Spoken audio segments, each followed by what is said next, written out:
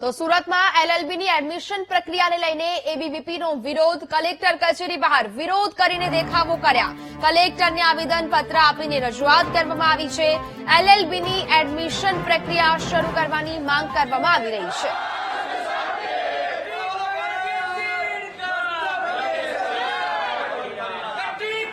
ABVP દ્વારા અત્યારે સુરત જિલ્લા કલેક્ટર કચેરી ખાતે દેખાવો કરવામાં આવી રહ્યા છે, આવેદનપત્ર આપવામાં આવી રહ્યો છે. ખાસ કરીને લોના જે વિદ્યાર્થીઓ છે એમને જે એડમિશન માટે મુશ્કેલીઓ પડી રહી છે તેને લઈને આ દેખાવો અને આવેદનપત્ર આપવામાં આવી રહ્યું છે. શું મુદ્દાઓ છે એ પણ આપણે જાણવાનો પ્રયાસ કરી. કયા મુદ્દે રજૂઆત છે? જી નમસ્તે, જયદીપ જંજાળા, અખિલ ભારતીય વિદ્યાર્થી પરિષદ સુરત વિભાગ સંયોજક.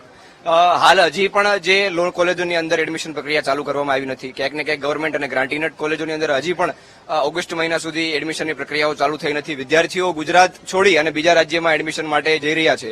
તો ખરેખર તંત્ર માટે અને શિક્ષણ જગત માટે ખૂબ શરમજનક બાબત છે કે આપણા રાજ્યના વિદ્યાર્થીઓને લો ફેકલ્ટીમાં અભ્યાસ કરવા માટે આજે રાજ્ય છોડી અને બીજા રાજ્યોમાં જઈ અને એડમિશન માટે દોડવું પડતું હોય છે. તો આ વિષયને લઈને આજે અખિલ ભારતીય વિદ્યાર્થી પરિષદ દ્વારા સમગ્ર ગુજરાતભરમાં વિરોધ પ્રદર્શન અને કલેક્ટર કચેરીઓ પર મુખ્યમંત્રીને અને શિક્ષણ મંત્રીને કલેક્ટરના માધ્યમથી આવેદનપત્ર આપવામાં આવી રહ્યા છે. અને ગ્રાન્ટીનેટ અને ગવર્મેન્ટ કોલેજોની જે એડમિશન પ્રક્રિયા છે ત્વરિત ધોરણે ચાલુ કરવામાં આવે એવી માંગ મૂકી રહ્યા છીએ.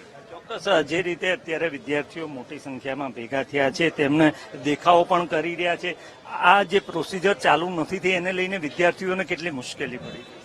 વિદ્યાર્થીને 2 મહિના 2.5 મહિનાથી ટેન્શનમાં છે કે અમારે કરવાનું શું. લો કોલેજમાં અમારે એડમિશન લેવાનું છે.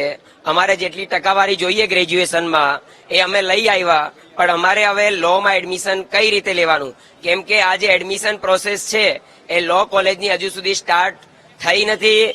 2.5 મહિના 3 મહિનાથી એક જ વાત ચાલે છે બીસીઆઈ તરફથી કે 15 દિવસ મહિનો, પણ આજે કોર્ટ મેટર જે હાઈકોર્ટમાં ચાલે છે એમાં ડેટ પર ડેટ પડે છે અને કોઈ ઉકેલ આવતું નથી. એટલે એમાં સરકારને પણ આગળ આવવું જોઈએ અને જે બાર કાઉન્સિલ ઓફ ઇન્ડિયા છે એને પણ આમાં ધ્યાન આપવું જોઈએ કે વિદ્યાર્થીનો કરિયર બગડે છે.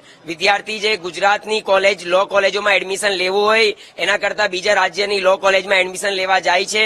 એટલે આ રાજ્ય માટે પણ ગંભીર બાબત છે અને વિદ્યાર્થી માટે પણ ગંભીર બાબત છે. એટલે આજે સુરતની અંદર કલેક્ટરને આવેદનપત્ર પાઠવવામાં આવ્યું છે કે જલ્દથી જલ્દ આ જે પ્રશ્ન વિદ્યાર્થીઓમાં આવ્યું છે એનો ઉકેલ આવે અને વિદ્યાર્થીઓના જલ્દી જલ્દ એડમિશન થાય, જેના લીધે 1 વર્ષ એ લોકોનું બચી શકે.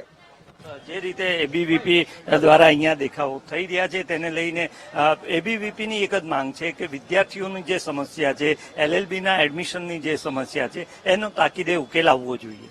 કેમેરામેન દેવેશ સોલંકી સાથે શૈલેષ ત્રિવેદી, વીટીવી ન્યૂઝ, સુરત.